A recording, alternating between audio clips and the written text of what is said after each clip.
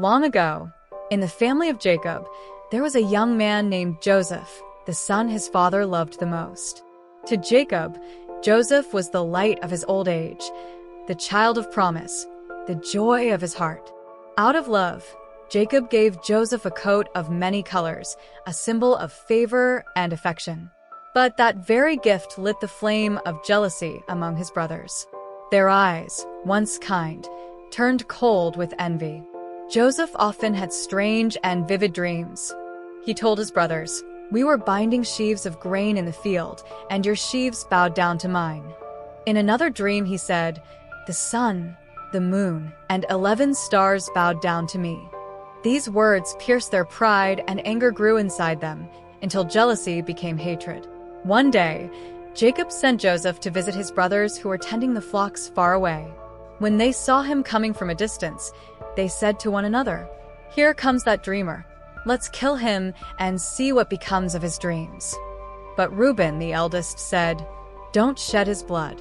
Throw him into this pit instead." So they stripped Joseph of his coat and threw him into a dry well. When a caravan of Ishmaelite traders passed by on their way to Egypt, they sold their brother for 20 pieces of silver. They took Joseph's colorful coat, dipped it in goat's blood, and brought it to their father. Jacob saw it and fell to the ground in grief. He tore his clothes and wept for many days, convinced that wild beasts had devoured his beloved son. Meanwhile, Joseph was carried down to Egypt and sold to Potiphar, an officer of Pharaoh.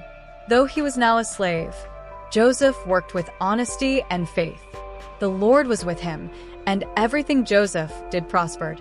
Potiphar noticed this and placed all his household under Joseph's care. But soon another trial came. Potiphar's wife cast her eyes upon Joseph and tried to tempt him.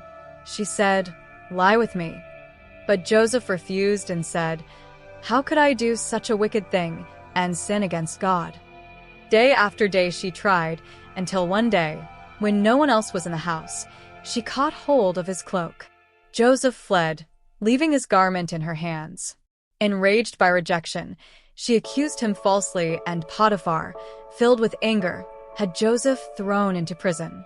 In that dark and lonely place, it seemed that every dream Joseph once had was lost. Yet even there, the Lord was with him.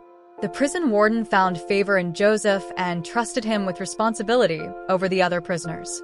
Everywhere Joseph went, God's presence made him prosper. Joseph had lost his colorful robe, his freedom, and his reputation, but he never lost his faith. He believed that, even in silence, God was working for something greater. From the pit to the prison, God was shaping Joseph's heart, preparing him for the day he would rise, not only to freedom, but to a throne from which he would save nations from famine. The story of Joseph reminds us, when everything seems to fall apart, when people forget you or turn against you, God is still writing your story. Today's pit may be tomorrow's beginning. Faith doesn't shine when life is easy. It shines when you trust God, even when the light goes out. Thank you for listening to today's Bible story. If this message touched your heart, please like, subscribe, and turn on the bell so you won't miss the next chapter of this journey of faith. May God bless you and your family with peace, hope, and grace.